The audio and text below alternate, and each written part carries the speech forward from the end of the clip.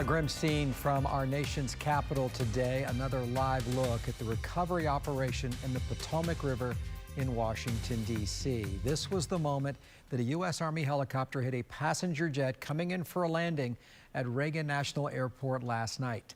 Good afternoon. I'm Greg Warmoth. And I'm Darlene Jones. Certainly a somber day here and across the country. We just learned here on Eyewitness News moments ago, one of the pilots involved in this spent part of his training right here in Central Florida. We'll have more on those details in just a moment. But first, here is the very latest from the crash scene.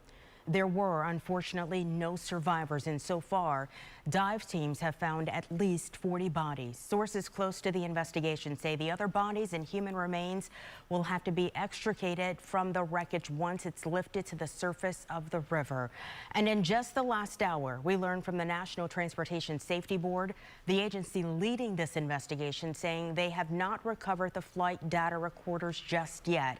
And they aren't ready to release any information regarding that, but we'll have a preliminary report within the next 30 days. Reporter Christian Cordero is at the scene of the deadliest commercial plane crash in the United States history in more than 15 years.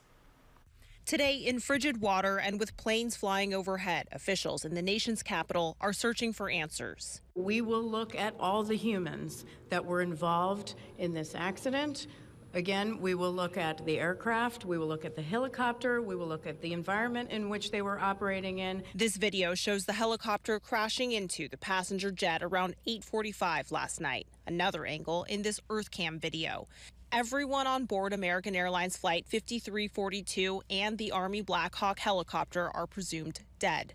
The American jet from Wichita, Kansas cleared for landing after a last-minute but routine runway change. The Army helicopter on its usual path for standard night training. Audio from air traffic control reveals the military pilot acknowledged he saw the jet approaching the runway.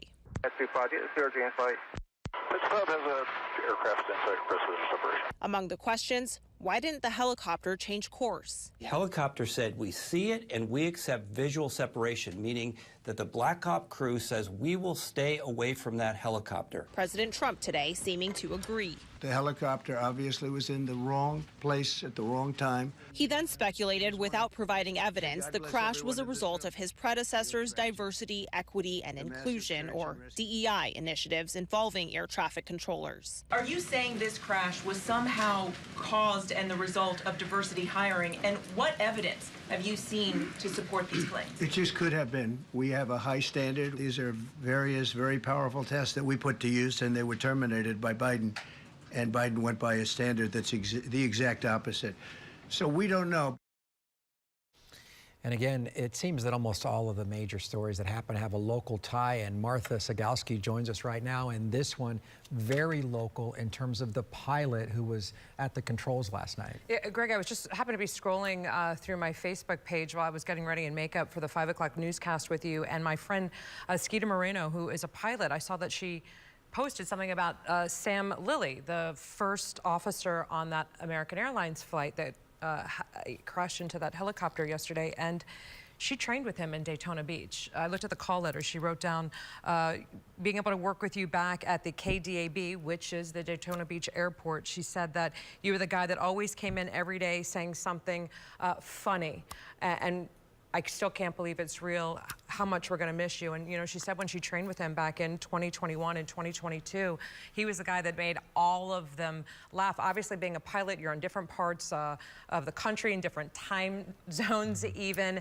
but they still maintained contact with one another to see what they were doing in their lives. And, you know, this one, she says, just hurts so hard. They trained together quickly. It wasn't like an Embry-Riddle program where it takes years to do. It was out of Daytona Beach, an airline transport pilot program, which what he was involved in.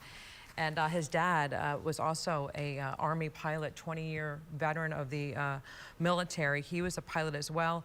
Sam engaged to be married this fall. Had his whole life in front of him, and just a very happy guy, she said, and made everyone laugh, but got his start here in Daytona Beach, and that's what the information that we are learning tragically today, a connection to Florida, what happened in D.C. last night. the pilot of that American Airlines plane, began his career in Daytona Beach. Yeah, and I know that Daryl Matthews is going to have that interview one-on-one to get a little bit more perspective, some more pictures.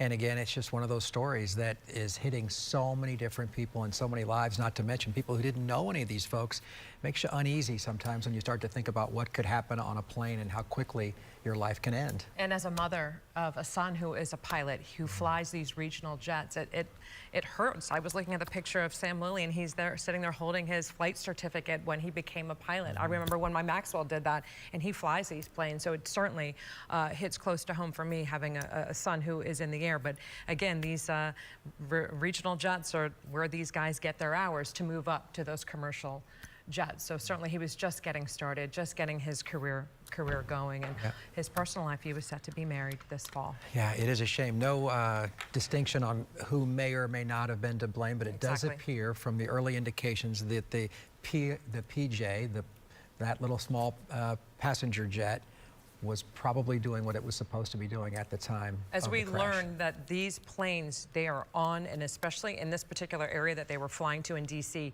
it is precise. You need a pin to actually be in that airspace as a pilot. You don't veer off. Those planes stay right on track. So it'll be interesting to see the NTSB obviously on scene getting some answers.